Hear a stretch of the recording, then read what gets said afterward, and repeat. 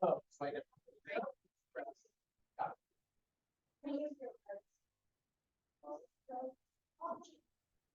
Brad, I can hear something.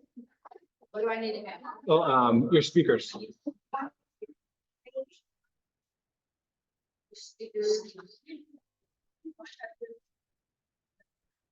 Okay, good.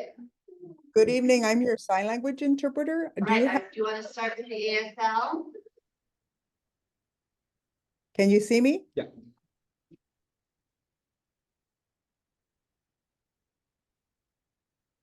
Oh, there I am. Yep, there I am. Okay, thank you very much.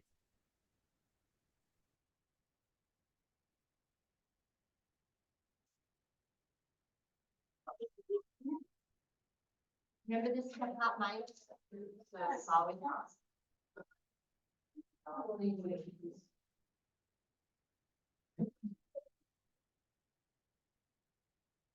Hi, everyone. This event offers interpretation into Spanish. So please select your language as English by clicking on the globe icon that says interpretation.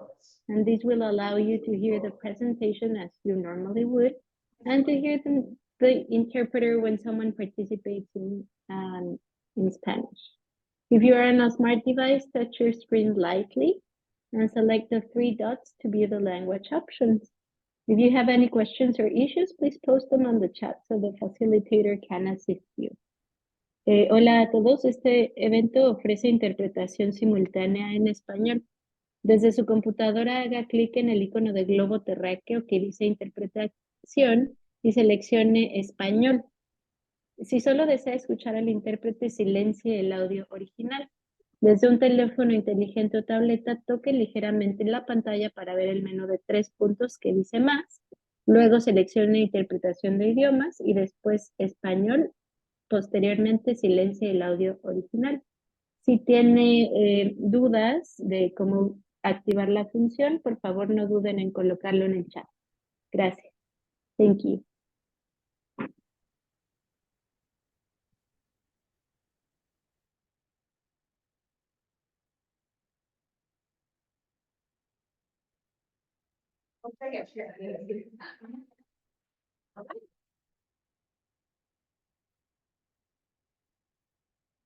Hi, I'm Megan Krim, first grade English teacher at Albert Einstein Academy. I'd like to call this meeting to order at 5:04 p.m.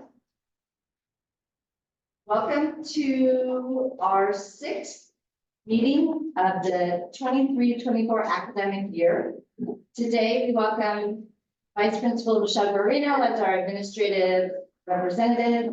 She is a full partner in our work, and we value the SSC values. We're going to jump right into our agenda because we always want to be mindful of our time. And we have some great things to be talking with each other today. But first, we have some old business. The first agenda item is the approval of the minutes from the previous meeting on February 6th, 2024.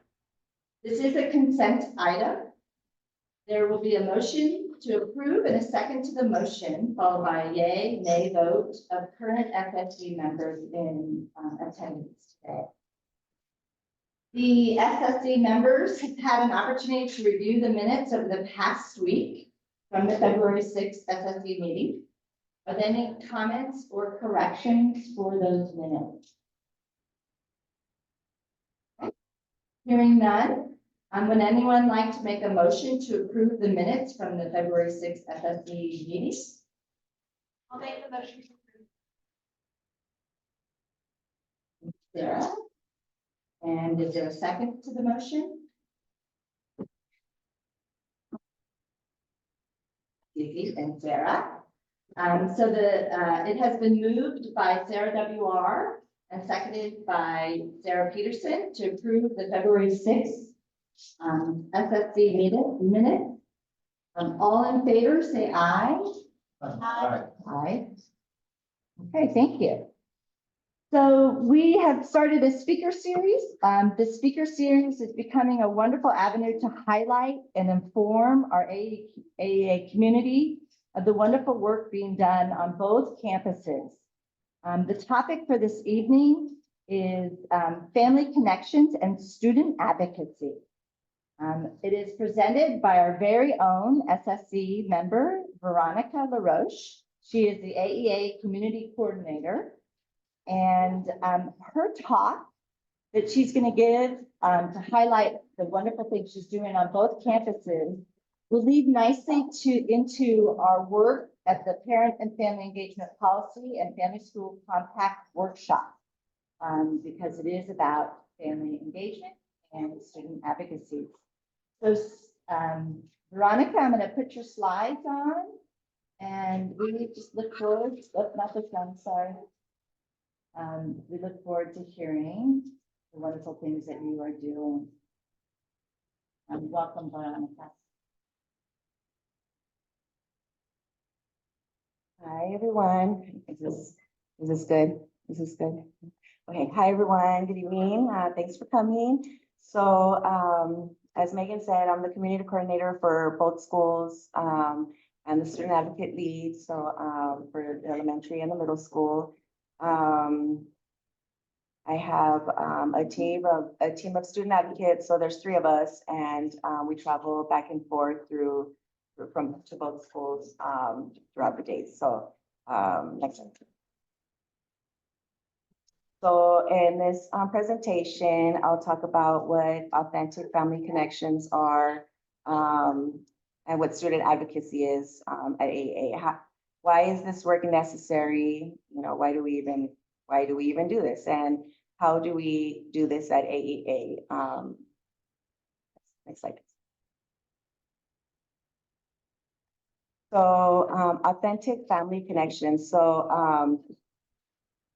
for me, I'm gonna say authentic family connections is, and what we try to do here at AEA is we it's just basically building relationships with families. So as co-learners though, you know, not just building a relationship to try to get something, try to do something, you know, we actually want to connect with the families, you know, learn about their cultures, you know, their language. You know, there's a lot of kids at our schools that speak several different languages. So their communities, where they come from, values, their lived experiences. You know, we all have different lived experiences. That's a big one, I think. And, you know, just connecting to their culture.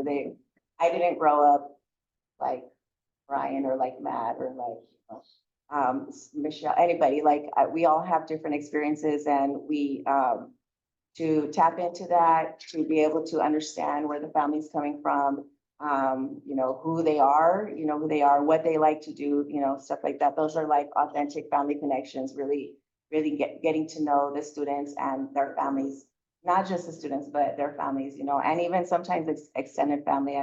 There's a lot of extended families that I know. So open and consistent communication for positive as well as negative issues. Like a lot of times families just get calls for negative things, you know, it's just the same thing, you know, especially with behaviors and things like that. But making connections and calling for, you know, positive things is so big. Just to even, you know, oh, they had a great day today and that's it, you know, or something. It puts a different perspective with families, you know, when you're trying to make those connections and you know, and using different ways of communication too, because everybody just doesn't, there's a lot of families that I come in contact with that don't use email. So, you know, text, paper, word of mouth is a big one. Just meeting face to face is the way I like to communicate with families. So student advocacy. So student advocacy is like what it is, you know, it's just understanding and giving students a voice. That's a big one because students usually don't have a voice. It usually doesn't come out. They don't like to speak up. They don't like to say things. And when you have a connection with a student, they'll speak up, you know, they'll say stuff. You'll find out so many things. And then bringing that voice out, to the community, to the teachers, for admin, just anything, anybody, that's like student advocacy. So, next slide. So why do we do this? Why not? There's so many, there's so much research out there saying, that says, connections, family connections is, increases learning. It helps it learn, student achievement. It helps academically. It helps social emotionally. It helps, just the well-being, like, it helps the student be a little bit more well-rounded, it's hard for them to say things and speak up. It's hard for families to say things and, get points across. And so, making connections between schools and families is really, it's important. I included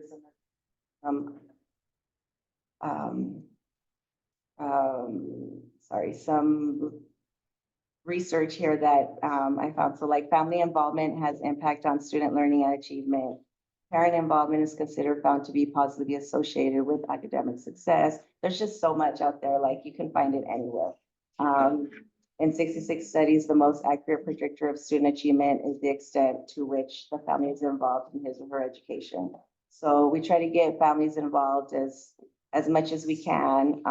It's hard, but because like I said, everybody didn't grow up the same way and doesn't have the same idea as somebody else would about education, so, so connecting with that family and just figuring out like, where they're coming from is big. So, next slide. So another why I read this and I was like, oh my God, I'm gonna put that on my slide. So, when students feel a sense of belonging in the classroom, it can increase their educational success and motivational outcomes in multiple ways. And teachers can help create the feeling of belonging by building connections between classroom and community. So, I'm not just gonna add teachers. I want to add, anybody in the school, anybody working in the school. It could be, the SST, we have SST, admin, counselors, like anybody, student advocates, anybody that comes in contact with a student. They can help create that feeling of belonging and build that connection. It doesn't only just have to be teachers. So next slide, please. So building belonging, I put this in because belonging, when kids feel like they belong in a space, they want to come to school. If they don't feel like they belong, they will not come. And sometimes it's like, well, doesn't the parent make them come, and it depends on ages and stuff, but sometimes it's like nothing you can do. So the best thing you can do is to help them feel like they're, like they belong, like they're part of the community. And so, that equals attendance, so I put this in because I thought this was important, because, when the kids don't come and they don't feel like they're comfortable at school, they don't feel safe, they don't feel, like anybody's listening to them or hears them, they're not going to want to come to school no matter what. They'll say they're sick. They'll hide in the bathroom. They leave class, they call home, parent picks them up, and stuff. So when they don't come to school, we lose out. It equals money, we'll lose out on money. We don't have that money for the people to support them. We don't have the programs. We won't. There's a lot of things that it impacts financially. It's pretty bad. So belonging equals attendance equals we'll be able to, have the programs we need. We'll be able to hire the people that we need, the staff that we need, in the school that the kids need for help, something. Next one, sorry. So how we do this here at school is there's a lot of things we do actually. So this is for both schools. So some of the things that I do, just, I monitor attendance, so I'm always looking through the attendance and, you know, who's not here today, who's here today. There's, I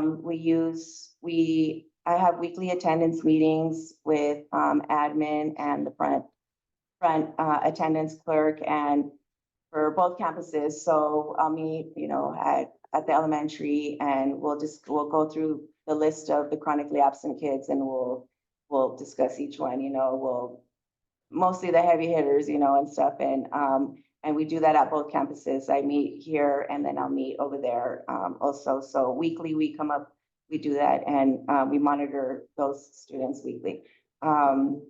We have Kid Watch, which is, Kid Watch is like a group of admin, the counselors, the, school psychologists,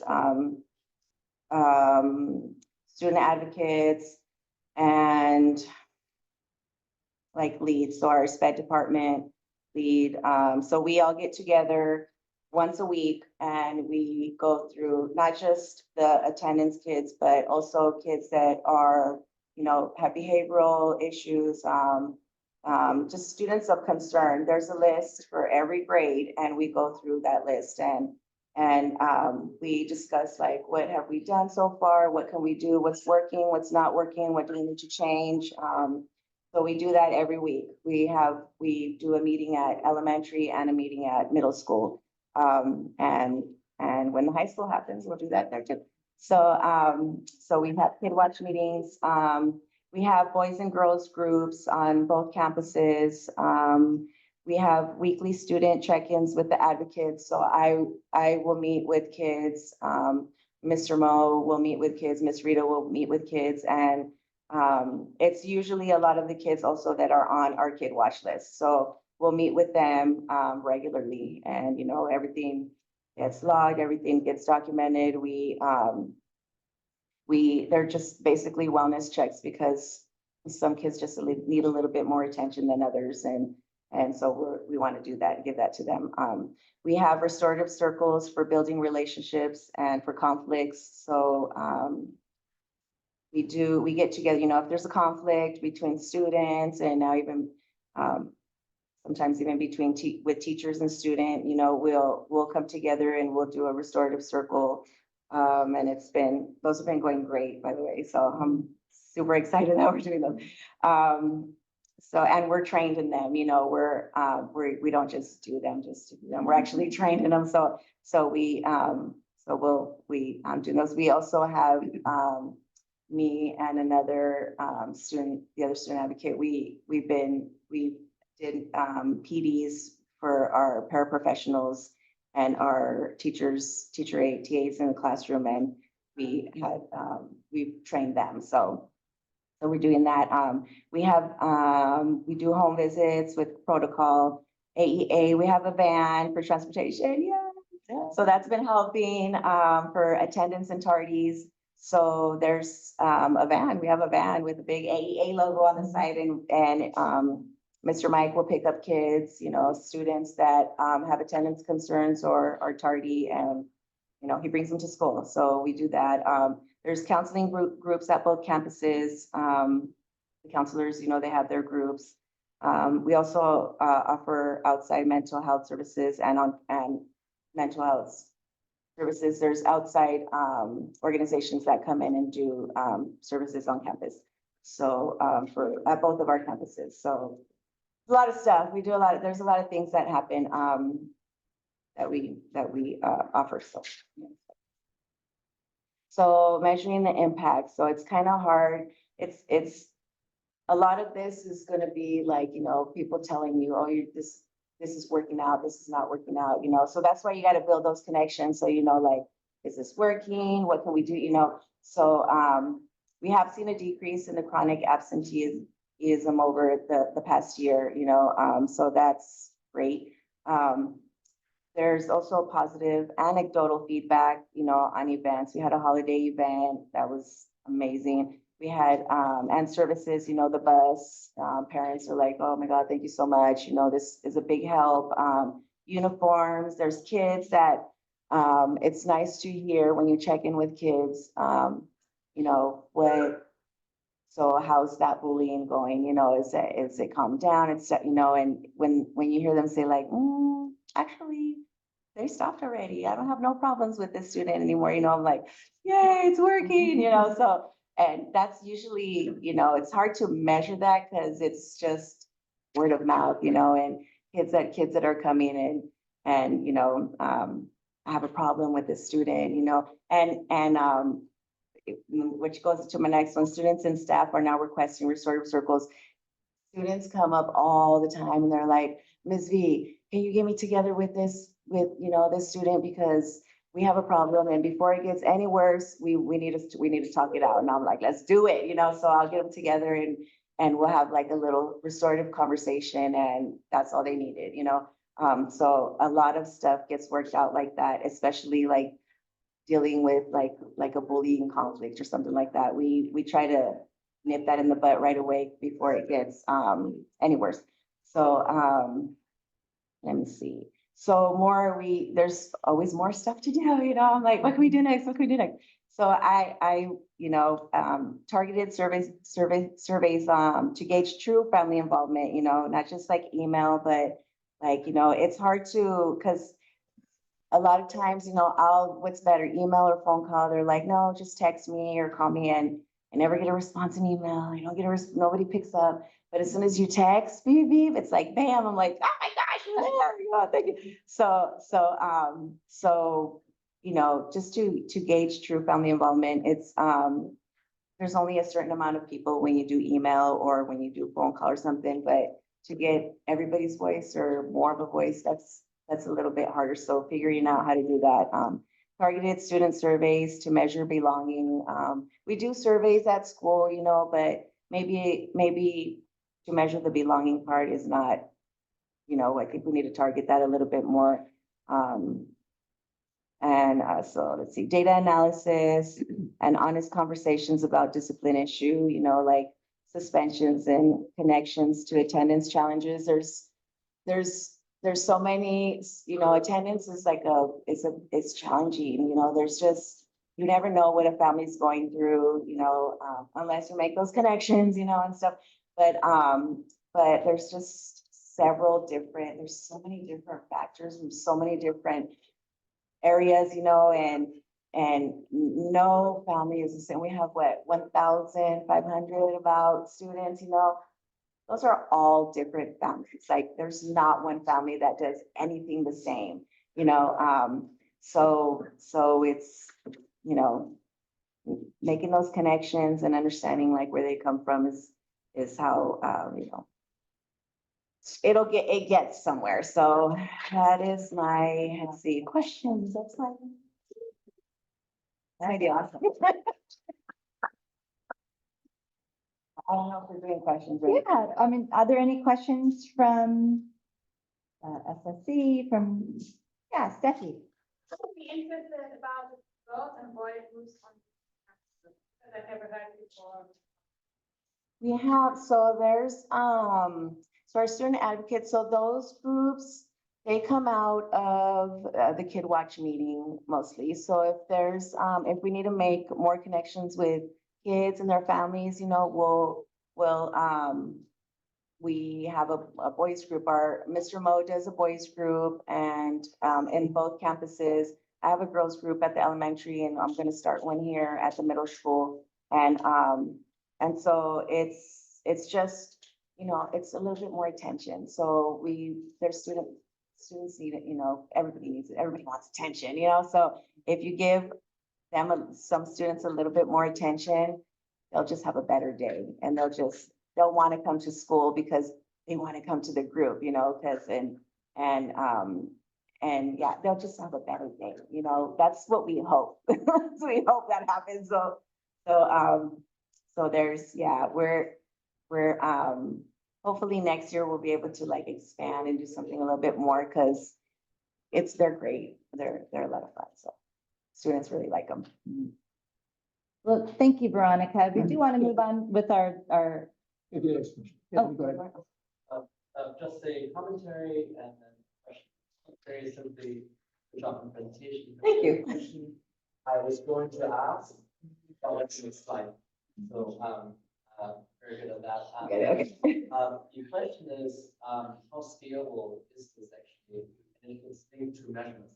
You want to measure outcomes, and then to measure outcomes, so you can say, hey, if I double the number of views, we'll have X. And then just seeing that. Our data guy.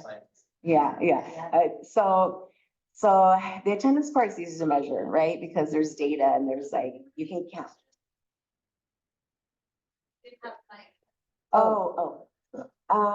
So he said, to repeat if I'm good, if I can correct me if I'm wrong. So, how do we measure this, right? Like the outcome, how do we measure the outcome of this, right? How scalable is it? Ooh, that's good. Okay, so the attendance, that's easy to measure, right? Like, cause it's numbers, there's numbers. The other part, like, the student advocacy part, which comes in when there's conflict and, all that stuff. That is a little bit harder. I've been struggling with that same question because I'm like, how am I gonna measure that this is working, Right now, the way I measure it is when I don't see no conflict, usually, in the beginning of the school year was like this and this happening, and this happening, and this, and they were big conflicts, big, there was certain kids, that their names came up more than often, and so, okay, we target those kids, and so, the way I measure is like asking other students, hey, how's this going? Have you noticed anything? Have you noticed anything different? Are you guys, are they still bothering you? And when you hear like, no, actually it's been good, okay, great. I'm going to continue doing what I'm doing because hopefully that's what's working, and it's not just me. We have a team of, people. So the counselors also do their, so depending on who, it's like it's a team effort. So, but I know it's working because we do hear less and less, so that's the positive thing. That's how to get an actual number, but that's, I don't know. I'm not sure how to do that. Maybe surveys, maybe, that's why maybe more student surveys about belonging and feeling safe, feeling safe and things like that. Maybe that will help, surveys for families, maybe something, I don't, to get like a measurement, but that's a harder, cause it's more like I don't know, it's not a number thing, so we're working on that. Working on that. We do need to move on. Thank you. Can families, connect with you if they have further questions? Yes, definitely, yeah. And then maybe even during our workshop part, we can connect with you, but I'm just trying to be mindful of the time and the agenda items. Veronica, when we got the latest, most up-to-date compact and policy last year from the county, that's all ed code, under the ed code. When we put it together, it was a first draft, first try, very aspirational. We knew some things were aspirational, but when you spoke, especially on the compact, I'm just checking the things that you're doing that is in this compact, which is super exciting that we can kind of dream it and now it's happening. But I am going to go ahead, and our next item is the workshop where we do a little dive into an annual dive into the parent engagement policy. And I'm going to let Sarah take over.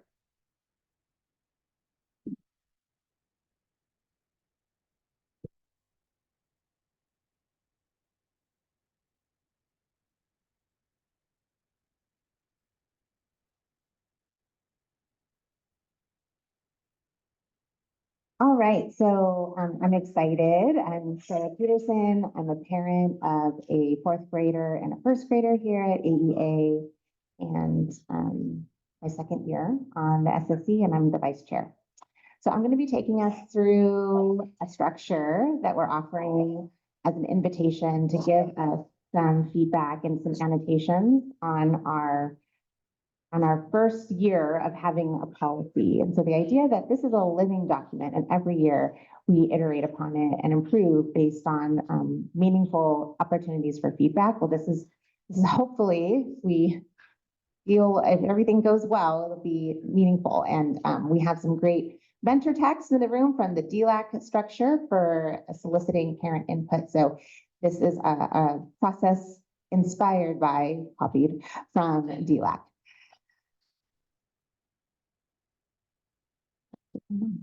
Okay, so a little cheat sheet, just because of everything in education is so acronym heavy. It's hard to speak teacher. I wanted to do a little glossary there, or index, glossary dictionary. You're going to see these letters throughout the document, PFE, short for parent and family engagement. So the act of the engagement, but it's also in conjunction with the policy. So the PFE policy is what is our written record of how we are engaging in a partnership between AEA and our stakeholders. SSE is the school site council.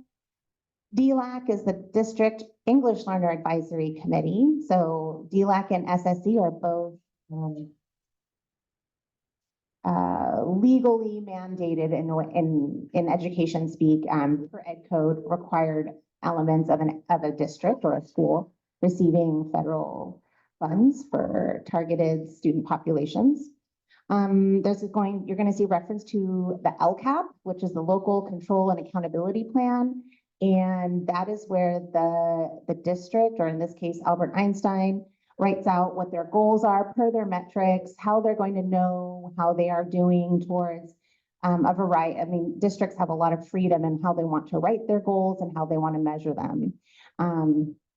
And they're always easily accessible on the school website. So our two governance committees, the SSE and the DLAC, are supposed to be these mechanisms or structures into which we can feed feedback into every year's iteration of the LCAP. ESSA refers to, again, that's another acronym you'll see in there. It's the federal funding legislation that provides Title I funds to programs with a certain percentage of disadvantaged students that just knowing the challenges that students in poverty face, that is the federal government's nod towards equity and providing additional funding for those families who may need it to meet the state academic content and performance standards. So I know before we started, Matt did a walk around the room and everyone has their the current board approved parent and family education policy in front of you.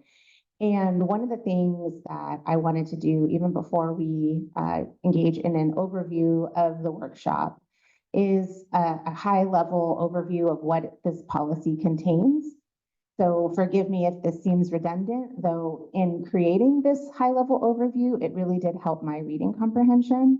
It's something that teachers, educators do all the time to assist students with reading complex or grade level text, is to reorganize it in a way that is simpler. That act of having to take something complex and make it more straightforward really promotes comprehension. So this was an exercise that I selfishly did for me because I was doing this workshop and I wasn't quite sure what I was reading, but hopefully it'll help you too. So in section 1.0, and those headings are in bold, that's sort of the preamble, like the introduction to what is the legal and moral obligation to the policy. So you'll see some lovely symbols that don't carry any meaning for me, but I know to attorneys and lawyers that means stuff. So there's the ed code there. In section 1.1, that bold heading, it's the ways in which AEA's Title I program provides avenues for input and engagement. So again, you're going to see reference the DLAC, you're going to see reference the SSC, you're going to see things like this, like annual meetings, and having opportunities to inform the LCAP. In section 1.2, it's all about the different ways that AEA is committing to capacity building. Capacity building is an education jargon term for ensuring that constantly others know how to do the work and not just having everything contained in 4 people's heads. We need to have constant knowledge spread and collaboration. So in 1.2, you're going to see all of the ways that AEA is committed to exploring for that capacity building throughout the district as well as the community of learning partners. Section 1.3, maybe you're going to help me do rewrite that little descriptor. I ended up on access to information, but I welcome your feedback on how you might subtitle that per that group. Thankfully, I'm not in that group for the facilitation. And then 1.4 is the Family School Compact. This is a bulleted list of responsibilities shared between the families and caregivers of students at AEA and AEA. And so it just really explicitly spells out alongside that, again, the legal obligation of where those bullets come from, it so that our readers know that it wasn't just the SSC and administration saying, oh, we just want to put down reasonable access to staff. Well, there's an actual reason why that language is there. It's based in our legal education code.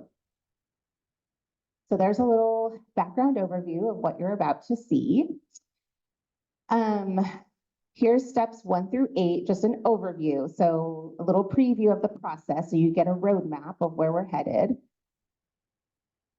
We encourage everyone here tonight to read the policy in advance, although if you're anything like me, sometimes having some protected time while you're in protocol or in meetings to do that reading is appreciated. So we'll have a few minutes to reread this policy from start to finish. We will then divide into small groups where we will focus on a small chunk of this parent and family engagement policy. Again, sort of emulating best practices from classroom teaching. When you have a complex text such as this policy, one thing that teachers do is strategically chunk text and have expert groups of students form around it to become very familiar and reduce the thinking, the cognitive load in having to cover everything, but instead of going broad and thin, you go narrow and deep. And so our mini expert groups, as you can see here, which will be facilitated by members of the SSC, will lead those chunked discussions. At every group, there will be an opportunity to sort of dialogue. What again is the key components that I'm supposed to be looking for in my heading, either 1.1, 1.2, 1.3, or 1.4. And then we're going to have individual think time. Again, a classroom practice, especially for language learners, that is it's evidence-based, as well as in collecting street data and talking to students in elementary and secondary settings. Students appreciate having the time to get their thoughts down on paper before they have the pressure of turning to someone or even turning to a small group. And of course, before talking in front of a large group of folks, which can be very anxiety raising for native speakers of the language. So we are going to have some individual silent think time. Then within the group, we will post our thoughts and make them public amongst ourselves and have a discussion. The facilitators of each mini group will then be in charge of capturing a summary of what's being said and deciding upon their top 3 takeaways to share back to the whole group. So that's where we have our little expert group. We decide on our top 3 things that we want to come back to the whole group, and then I'll come back and we'll type on the document so we can have a public record and have everyone see live what emerged from those expert group conversations. The slides as we go through will be numbered as such and are just, again, bolded out in large print. So if you don't remember this entire process, that's okay. That's my task as your facilitator this evening to ensure that we move through the process. What questions can I answer from our colleagues here?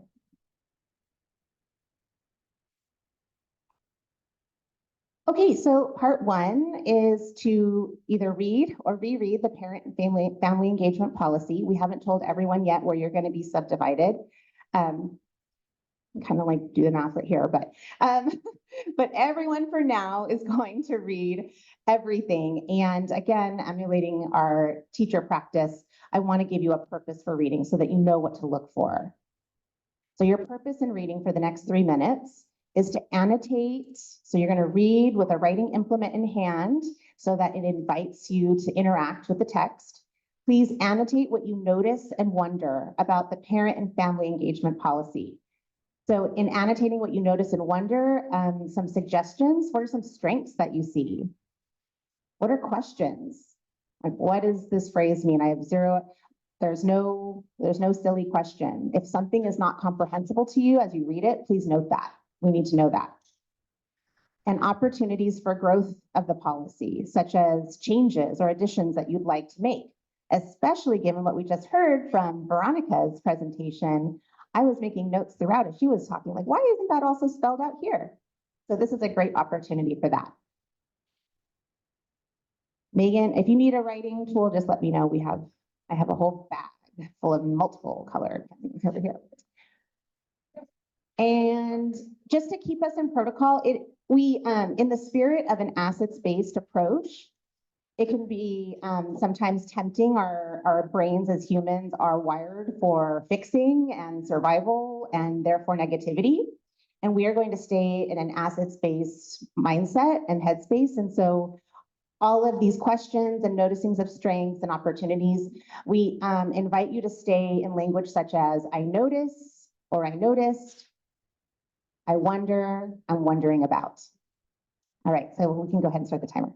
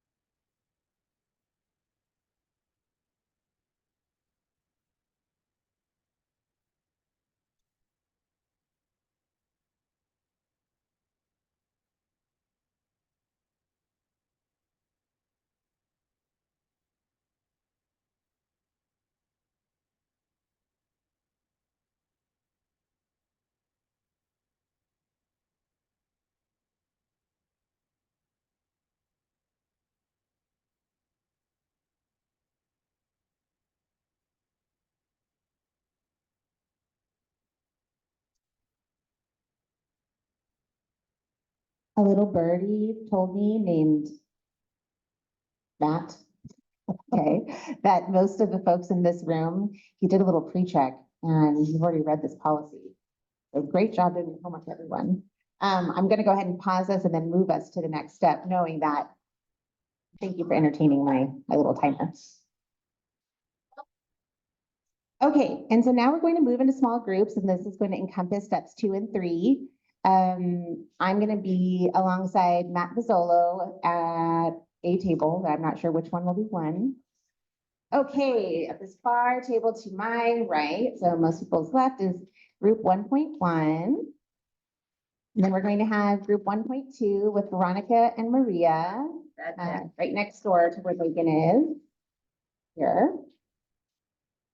And if there's anyone that feels more comfortable in the Spanish language, we invite you to take a seat at that table with Maria and Veronica,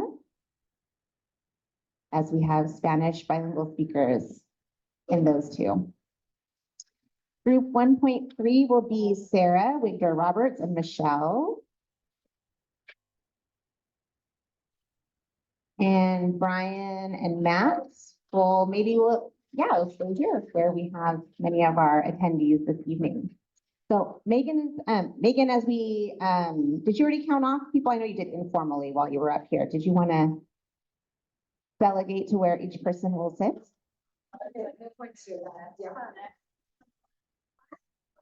No.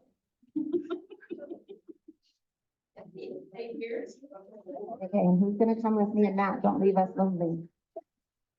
Over there. That's right there. No, there's another Matt. Who's gonna be in this group with Matt Vizzolo and Sarah Peterson, Mrs. Krim? Who's going over here? Oh, yay! Okay. Da-da-da. Thank you for coming down. Okay, so in the next 3 minutes or less, we're going to invite the facilitators again. You're just focused on your small chunk. And so just go ahead and orient quickly your team, your small group team into that either 1.1, 1.2, 1.3, or 1.4. Probably will take less than 3 minutes, but. I would ask also that your section get a bit more.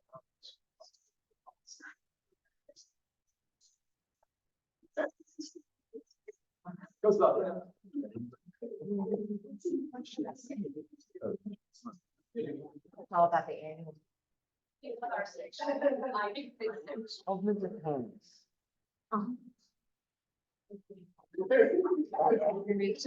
Matt Hill is clarifying and checking for understanding with you all. Thank you for circulating throughout the room.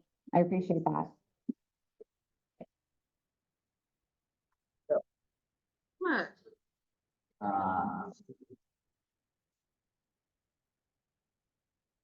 You guys want to just talk by yourself? It's fine too. That would be practical. I'm a walker. So, walk and walk. Yeah, and there's a walk. Davis. It's actually red shirts. I'm not sure. Roster. All right, we're about 1:40 into this part of the protocol. Can you give me a thumbs up, group leaders, when you feel as though you're ready to move into the next portion, which is silent writing and interaction with text?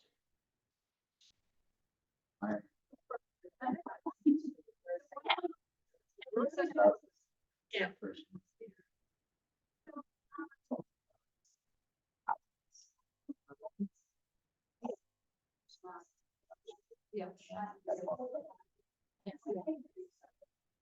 Yeah.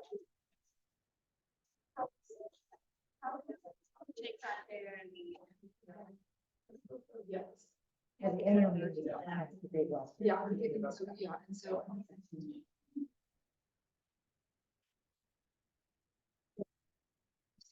And figuring out how to swim under the Title I to our family. It's can't really, it has to be voluntary. Already, I know the subcommittee group has done a lot to even just try to think about how the language, how to get away from ed code to something that people understand. So I would imagine clarity. of language. Policy check. And everything was sent to us saying, oh, did I think about this, and this, because I feel this. And now I'm trying to do this in this way. So for example, provide messages for leadership. And for these 3 different languages, didn't. All righty, thank you for getting everyone kind of settled. Michelle, and go back to. I appreciate the conversations that are happening. Because it's about And then we're drawing to a close at Veronica's table. Yay, thank you. Thank you, Matt's table. You're ready to go. Sorry, I'm just leaning into my prior life. So anyways, for those online, my prior life was as a classroom teacher. That would have made no sense if you didn't know me. Okay. Now, again, after you've gotten acclimated, you got to say hi to everyone, kind of got some initial things out there. This is your opportunity to go back into your sticky notes or on your text and write and transfer thoughts to the sticky notes. And I sense the need in the room to talk. So I'm going to reduce the quiet time, think time, but it's not going to be eliminated because again, it's the best practice to let people kind of get their thoughts together. So we're going to have a minute and a half of quiet again, now just in your section, because before we were looking at everything. Now we're looking just at our section. Again, I notice, I wonder.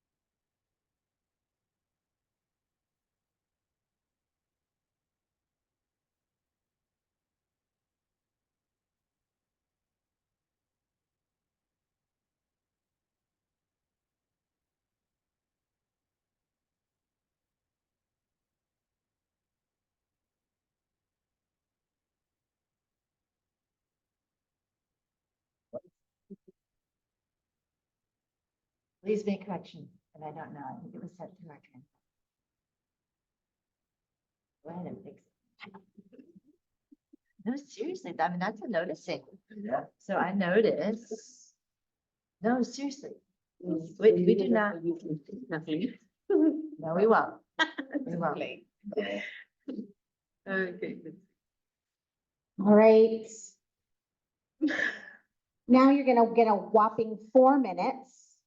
I'm really opening it up the floor for small group discussions. What did you notice? What do you wonder? You're gonna want to kind of get your stickies together. And just as a preview, you're moving towards maybe creating a poster or having something there to really capture those top 3 takeaways from the group. So go ahead and have your discussion. What did you notice? What did you wonder together?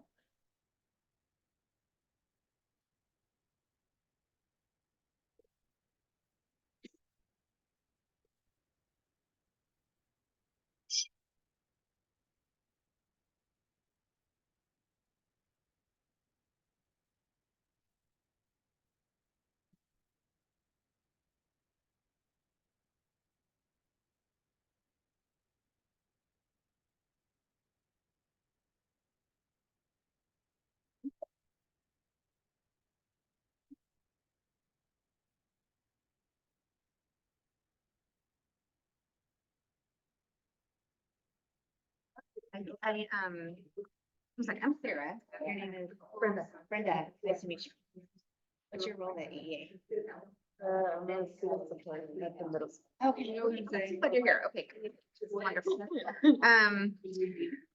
I said this in the SSC, the members who know each other before meetings, and one of the things that I noticed then, and I'm noticing it again now, I wonder how accessible it is to read this stuff.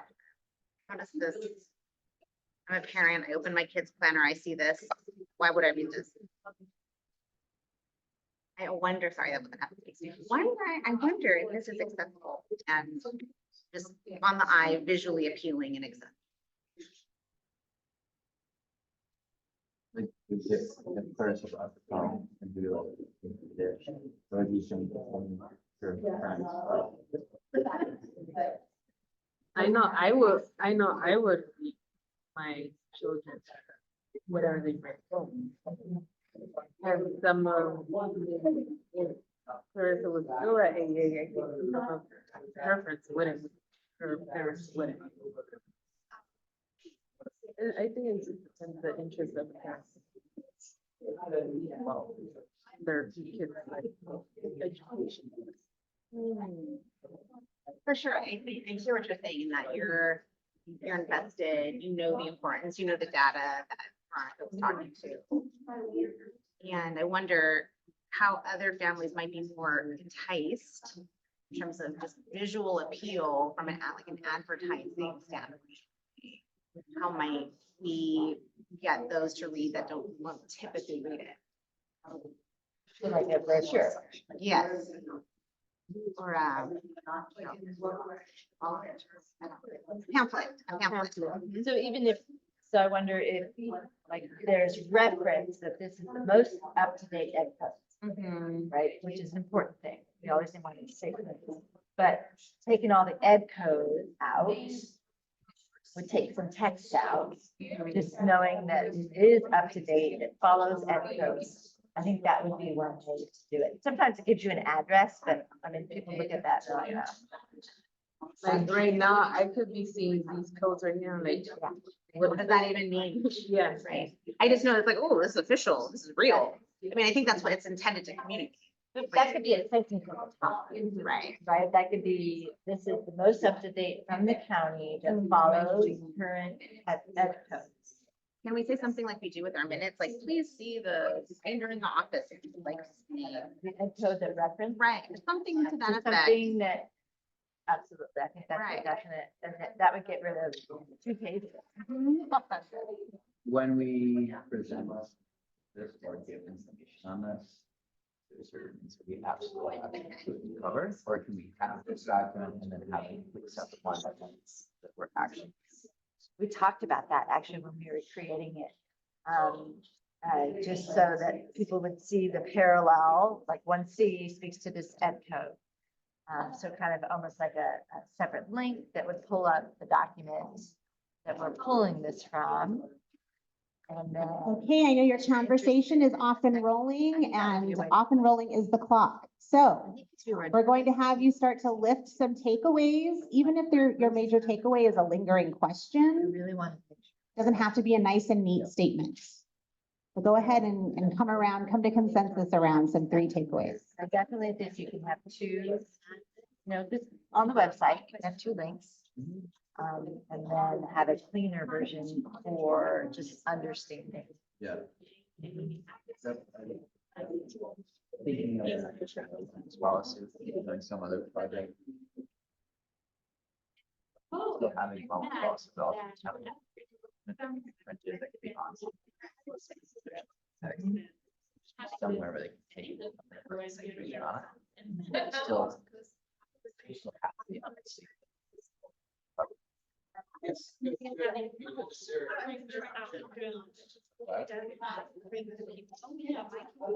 You know, like, what's that? I don't remember. My teacher told me to give this to me. Or can you imagine, I mean, I know we are very well intended. You would cut this out at parent teacher conference.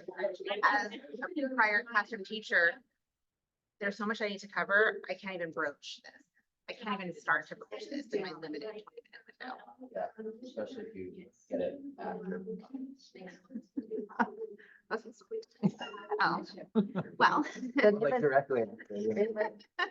And it was a push So to get we it. wonder when this can be. It was, well, I mean, it was a push. It was, everything this year is continuing to build process, right? Yeah. We want to build a process where it's in people's hands immediately.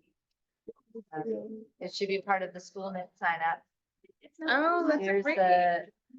here's the policy. We did a lot of this, which is really cool, that we actually did pull it off. It's the high school. Right, when you're signing up. Oh, yeah, they give you the packet. You have to review everything. They used to do it here, but now it's on school net. Yeah. Mm. So, Yeah, covers everything. All the forms you need to fill out, all the. still has paper. Well, hearing Veronica, that was really, I think, grounding for me to hear, like, who's looking at paper these days? Lots of people that she's, so it was good for me to hear that. English just totally yeah. Oh my gosh, we could never text it. I mean, we could, No, but you could text, or an image and the series, or you know how there's an Instagram. So, PDF to text. right. colorful. Colorful and attractive to the eye. So I know for me, my noticing and wonderings were more around format and form versus actual content, other than perhaps eliminating some of the jargon. The Spanish translation. Getting up. It's wonky. Is it just like a direct translation right now? Is it a direct translation? Or is it, are you trying to see if it's a direct one or is it grammar? No, I'm trying to like, Yeah, trying to say what it says here and what's trying to say here. yeah. Well, that's interesting. Because You're right looking here, at, and you're saying what's it class- trying to say. Yeah, por el liderazgo de inglés. And it says the committee, the English writing committee. So liderazgo. That's like leadership. That's not, I mean, I guess leadership could be a committee, but it's not exactly, I don't think. Well, siglas, it's, Also, because I think that's. I don't know, it doesn't. English doesn't have to be. English. I wonder if the Spanish version needs a closer look for clarity. Yeah. Okay, what are your top three? Got it. Top three, clarity, clarity, clarity. Yeah. Less, less, less. It's pretty amazing. Okie dokies. Thank you for your collaboration on that.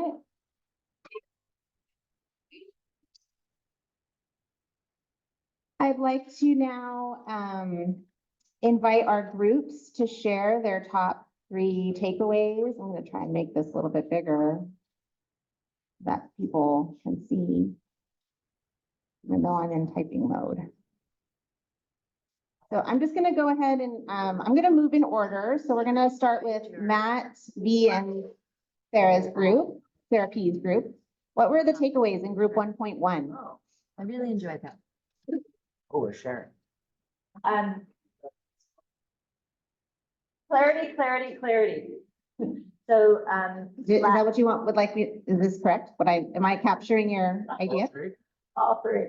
To put clarity for the Spanish version for the third one. The translation is not clear. So that Spanish translation needs to be looked at.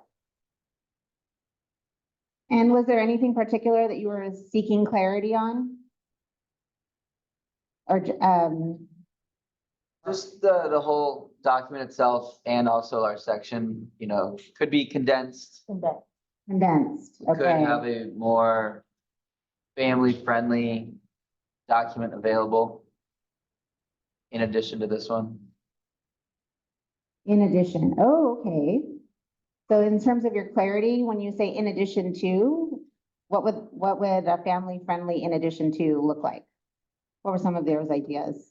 So like one link to all the ed code and the fact that it is the most up to date to ed code. And have that a parallel doc or a parallel link that would reference the item on another doc that would have just what we're doing. Thank you. Thank you, group 1.1. Outline the things follow. Seems to be what I like. Yeah, Decision tree. on a Google document, not an email. Okay, group 1.2.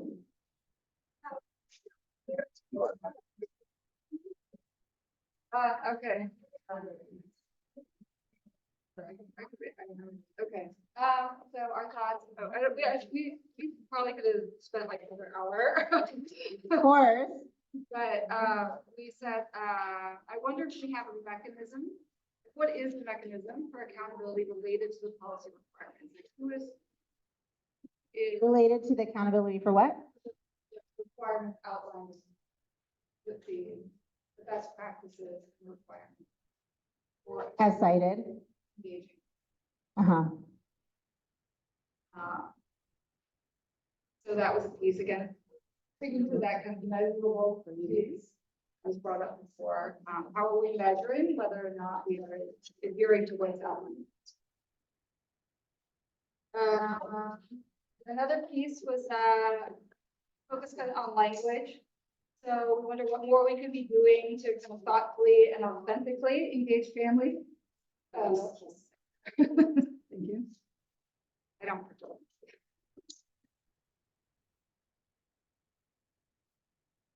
Okay, thanks. Is it, all right, you can hear me?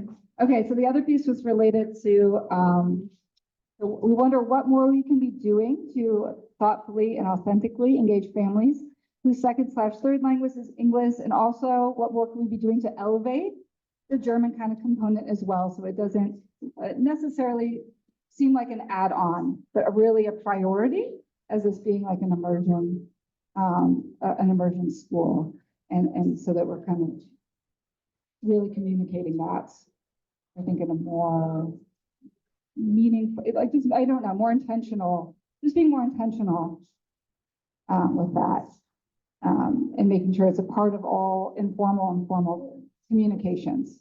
Can I do a comprehension check? I wonder if we have a mechanism related to the accountability as the things that are listed in that, like, how are we doing those things? Like, was there an opportunity for okay. Yeah. And then how are we measuring what is outlined in the policy? I feel like that's might be nested underneath number one, but in the interest of time, I'm gonna move. And then I want to make sure I capture this, the focus on language. When you say the language, is that in terms of language development or the specificity of language as written in the policy? So it says engage community partners. Is this where you're thinking we should add an adverb, like the authentically part of it? So we saying was more in communication to the community. That it's lately that it's been in English, Spanish, and German. And also we want to acknowledge that there are more languages that are spoken at the school, so not only those three. And on top of that, we thought, or we're still thinking that we can make an emphasis in German, as in the school is a German immersion program. So that is not highlighted enough in communication to the community. Mm.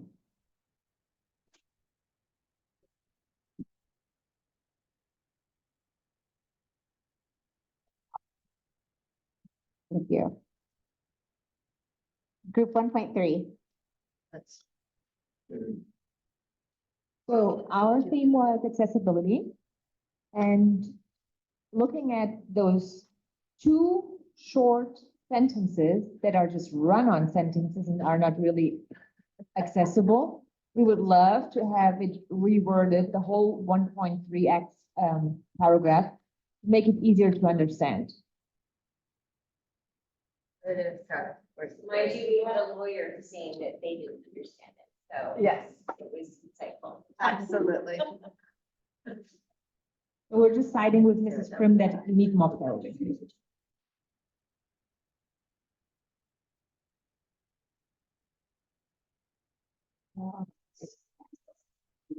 Okay, and then we were wondering if we could get the school reports, like the report cards, provided in a more accessible way. And just from my experience as a mom trying to log on to Power School and getting the report cards out, it's challenging. And if you then want it in a different language, it's impossible. So that's not really accessible as well. Power School is English only? Yes.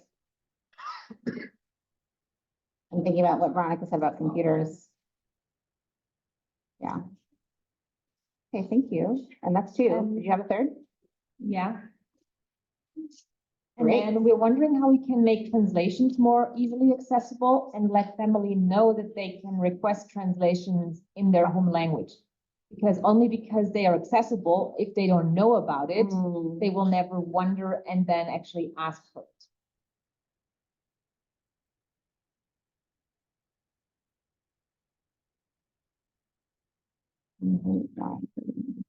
ability to translate in many languages, right? So have that word get out that you can access. AEA has it written in, there are resources for that translation service to communicate with one another. I just wanted to share that we have a fourth, which you don't have to put down, but it's more how can we better provide for more informed participation, just draw in more people. Yeah, I see a connection to the metrics question from the prior group. Drawing more people, and with Anthony wondering about scaling.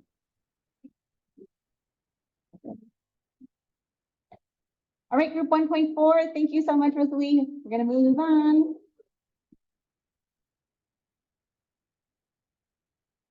Hello, so this, I guess, is the last section.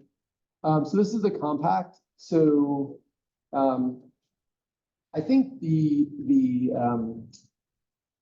main takeaway from our group was the concept of how welcome do families feel? Like in this group, how often have people been invited to the school other than for parent-teacher conference or an open house? So to talent show as an example. And so I wonder how much of that is lockdown related or culture related. And so feeling the families feeling welcome, and you'll see that this section of the compact is divided into requirements for the school and opportunities for families. And the idea that if families are welcome, then that'll create a culture for them to then interact with those opportunities. And so again, who's accountable? Who's accountable to lead that and create that welcoming feeling? We had some other bullets to add. What's that? So with respect to the responsibilities of the school, there were some data points for expansion, the idea of not only children that were having a difficult time achieving standards, but maybe the other end, and whether the school should have a focus on kids that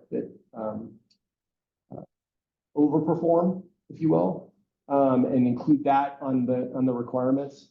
Oh, data, like some additional bullets around. Additional bullets. Okay. In terms of that. And then the idea that in terms of making this more welcoming and making this a living document, one thing that we had aspirationally last year was the idea of including things like the volunteer process linked and the communication protocol for parents linked. You email your teacher. If you don't hear back in this time, email them again. If that doesn't happen, then you go, just kind of the progress. And so again, I want to emphasize this is version 1.0.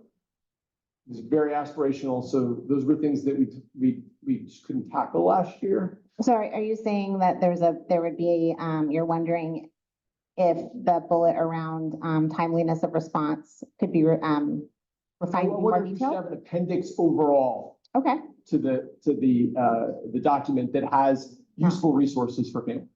The other two quick things that we saw was, one, if you look at the policy that you guys have, if you just look at the font for Albert Einstein, like the smallest font is engagement. Like you have to really look to see what this is even about. And so it's more important that it's board approved. It's more important that it's AEA. Like the family engagement, you can't even see. So if this is the document people see, in terms of being user-friendly, I would expect them to, emphasize the family engagement part so people know what they're looking at. The other thing that a bunch of people noticed was the notable absence of friends of AEA in the document at all. And I believe that was intentional. I can't recall why it was intentional because there's certain lines that can't be crossed. But I think that we can still be compliant and with what's required and bring in that component again to the culture of family engagement. And so that's just a concept that we need to sort of figure out how we can do without crossing compliance lines. Yes. And those of you that are online, all of our fans, feel free to drop in chat, anything that you'd like. If you were able to read from the links in the agenda, anything that you would like us to capture. This is, again, still an iteration of a process that we hope to refine in and of itself, refining the process to get feedback for every version of our parent and family engagement policy. Yes, Matt? So especially for those people that are here now, so just so you know what the process is going to be. So now we're going to collate all the data that we have from people that may come us before, from this group. We're going to have a meeting of the subcommittee for parent family engagement on the 14th. And we'll kind of talk about comments. And then the idea would be that we would propose changes to the policy that would then be voted on by the SSC at our next meeting in April. It would then be presented to the Board of Trustees for their first reading.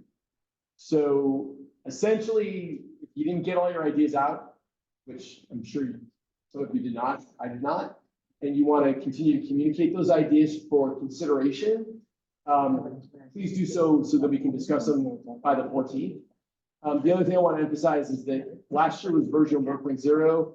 This is version 2.0. It's not going to be perfect. And so it'll always be expanding and it'll always be a living document. But if you have other stuff that didn't come out today, please communicate that to me directly. Megan's email is right here on the slide. Yes, as our fearless chairperson.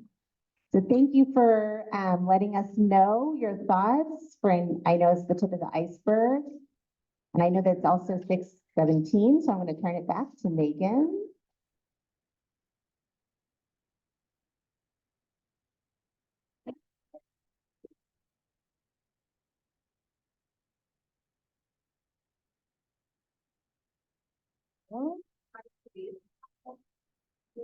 Thank you for joining us. Thank you, educational partners. So valuable to have you here with us.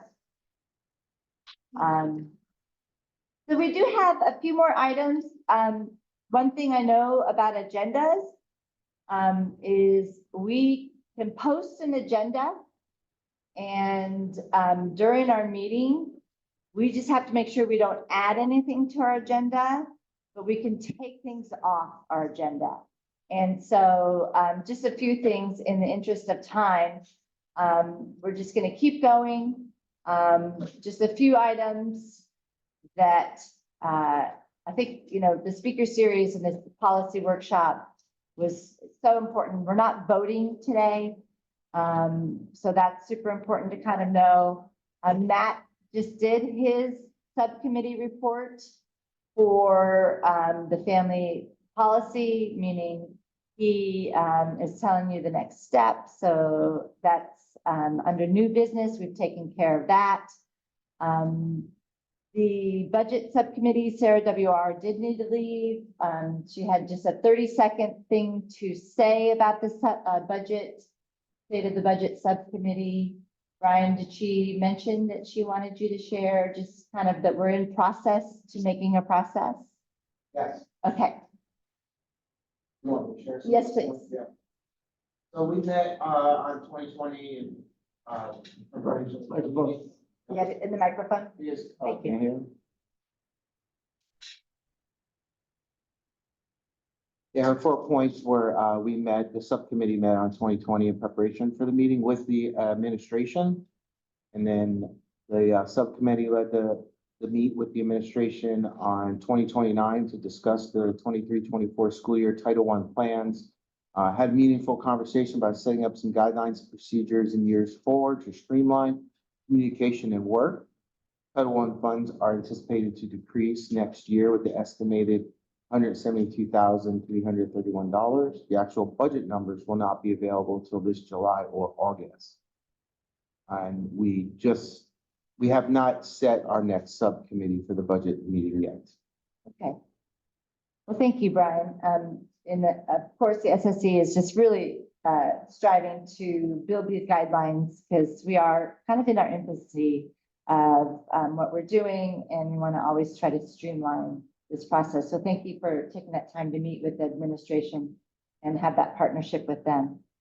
LCAP subcommittee, did you have just a quick report to say?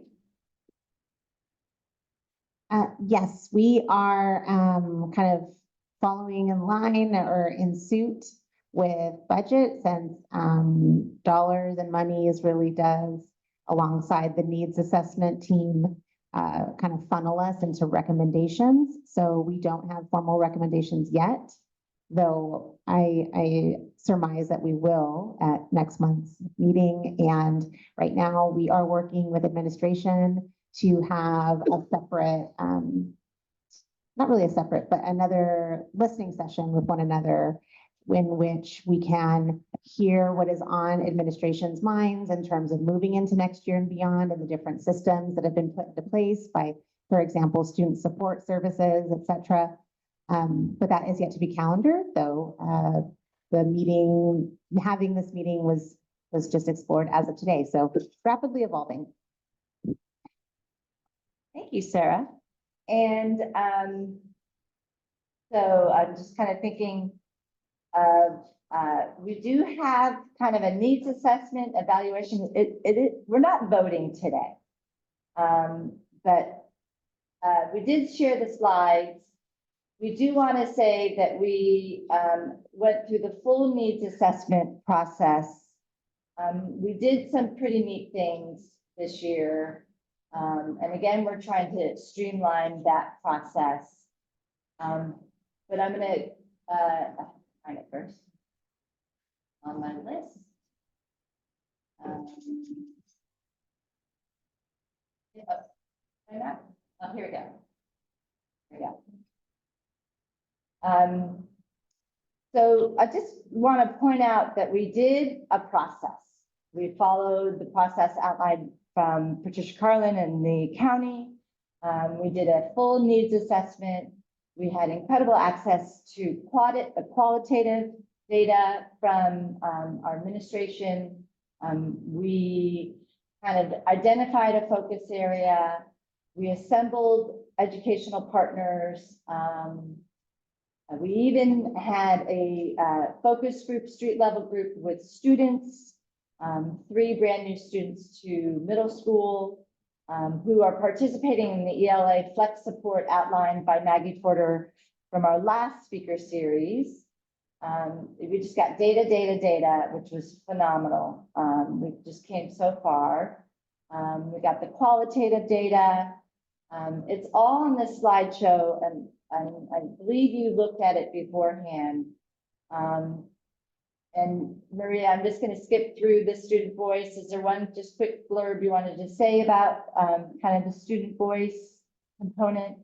I mean, I think just the biggest thing that was, I think it was that we were able to meet with the students. I think they enjoyed it. I think it would be a great ongoing opportunity to do that and to do it in a bigger way. So I know, again, it was a grain of salt to be able to chat with 3 students, but I think that it doesn't diminish the conversation for us to continue connect with students, teachers, everybody in families.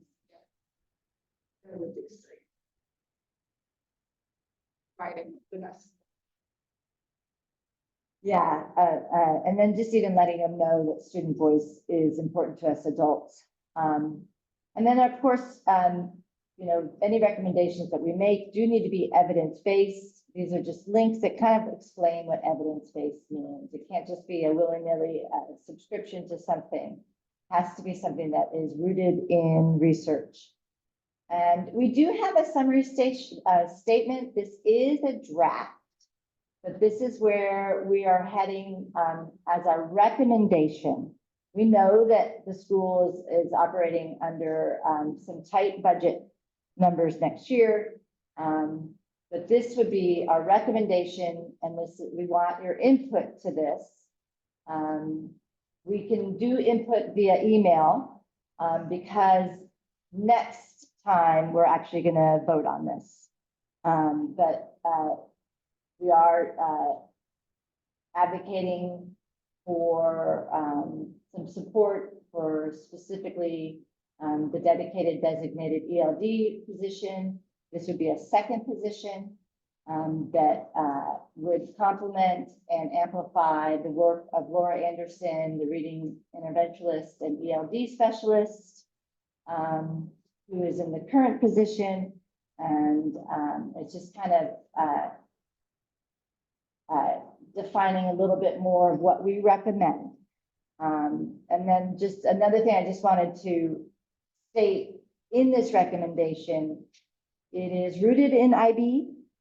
We had conversations about IB, and part of the recommendation is to utilize the advice, expertise, and site understanding from Laura Anderson, Maggie Porter, led by Grace Ridgway, and then also with the support of Sean Powell.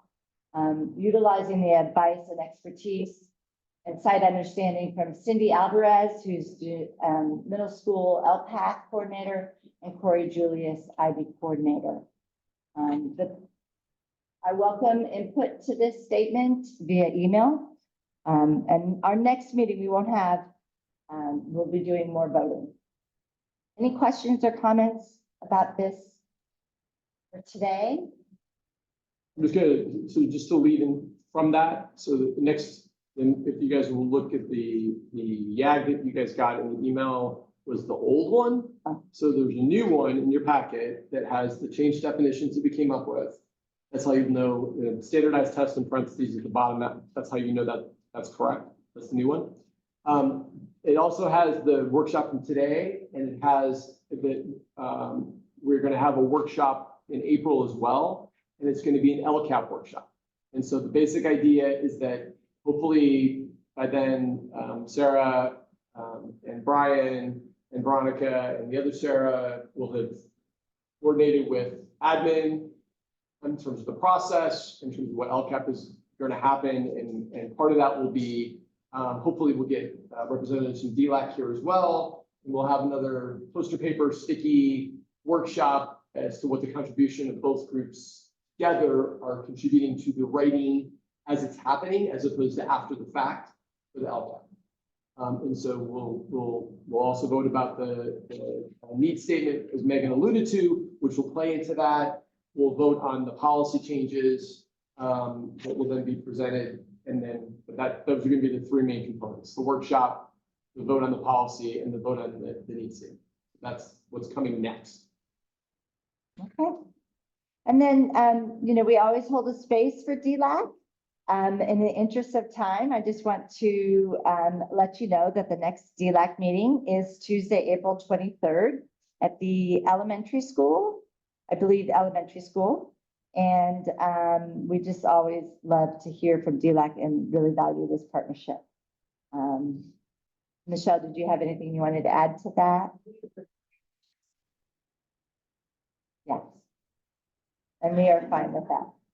And then, so we just want to, if there are any people on Zoom still, the opportunity for public comment? No? So here we go.